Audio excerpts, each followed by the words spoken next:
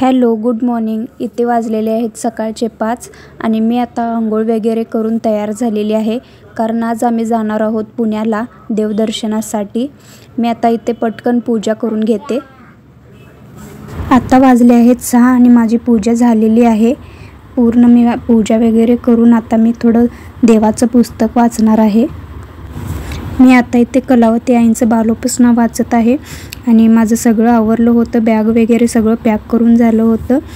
तसं one day trip आहे, पण बाळाचं सगळं सामान मी सोबत घेतलं होतं. बाळाचं सुद्धा खाऊ पिऊ सगळं झालं होतं. बाळसुद्धा आवरून बसलेलं. आता आम्ही निघलो आहोत. आता 7 वाजलेले आहेत आणि हे आहे बिग बॉसमधील धनंजय पवारांचं सोसायटी फर्निचरचं शॉप. आता आम्ही कोल्हापूरच्या हायवेला लागलेले आहोत.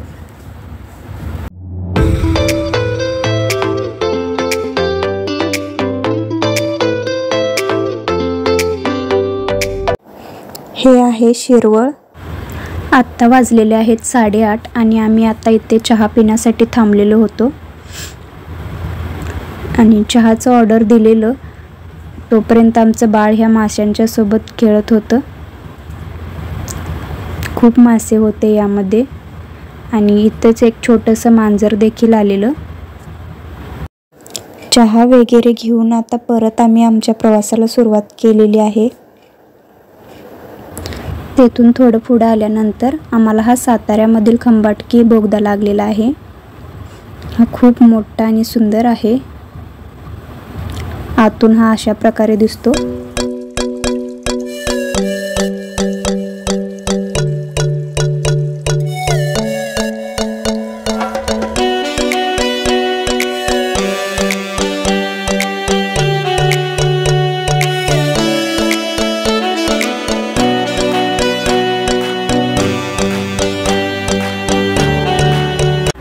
बोगद्याच्या बाहेरील घाटातील हा मस्त असा व्ह्यू आहे. येथे फोटो वगैरे काढण्यासाठी खूप छान लोकेशन आहे. हे पुणे आणि सातारा हायवे आहे.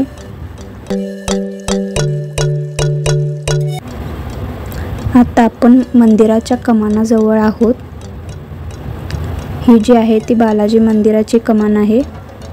येथून आत आपल्याला आता प्रवेश करायचे आहे मंदिराच्या दर्शनासाठी.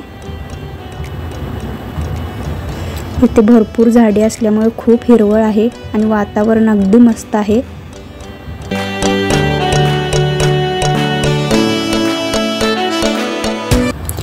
कमानातून थोडं आत गेल्यानंतर आपल्याला तिथे गाडी पार्किंगची सुद्धा सोय आहे आणि आपण तिथे हवा तेवढा वेळ गाडी पार्क करू शकतो आणि त्या पार्किंगचे तिथे पैसे सुद्धा घेतले जात नाहीत. या मंदिराची पार्किंग एरिया मोठी असल्यामुळे आपल्याला गाडी पार्क करण्यासाठी सुद्धा कोणती अडचण येत नाही. इथं माझं बाळ आणि त्याचे मामा दोघं सुद्धा मंदिराचा टीका लावून घेत आहेत. मंदिराच्या आतमध्ये जाताना चप्पल ठेवायचे स्टँड आहे. तेथे आपल्याला चप्पल जमा करून त्याचे टोकन घ्यावे लागते. आता आपण आलेलो आहोत मंदिराच्या मेन परिसरामध्ये. ज्यांना मेन तिरुपती बालाजीला जाता येत नाही त्यांनी या बालाजीला नक्की भेट द्या. खूप सुंदर आणि खूप मोठं मंदिर आहे हे आणि पुण्यापासून अगदी जवळ आहे. 50 किलोमीटर अंतरावर आहे. आपल्याला आत जाताना हे कुबेराचं मंदिर लागतं आणि ह्या मंदिराच्या साईडलाच एक जलकुंड आहे पाण्याचं. हे कुंड सुद्धा खूप मोठं आहे आणि यामध्ये पाणी सुद्धा आहे. आता दर्शन घेण्यासाठी इथून आत जायचं आहे आणि इथे मोबाईल वगैरे अलाउड नाही आहे. हा आहे मंदिराचा मेन गाभारा. पाहू शकता तुम्ही किती मोठं परिसर आहे हे आणि इथे भाविकांना बसायची सुद्धा सोय आहे. हा आहे रथ मंदिराचा. अशा प्रकारे भरपूर प्रमाणात मोठं मंदिर आहे हे मंदिराचं मस्त असं शिखर आहे. या मंदिरात जेवण सुद्धा मिळतं. आपण 11 ते 2 या वेळेत जेवण करू शकतो. आपल्याला हवा तेवढा प्रसाद इथे मिळतो. तुम्हाला जर माझा हा बालाजीचा व्लॉग आवडला असेल तर या व्हिडिओला नक्की लाईक करा, शेअर करा आणि माझ्या चॅनलला सबस्क्राईब करा. आपण भेटू परत अशाच नवीन ब्लॉगसोबत.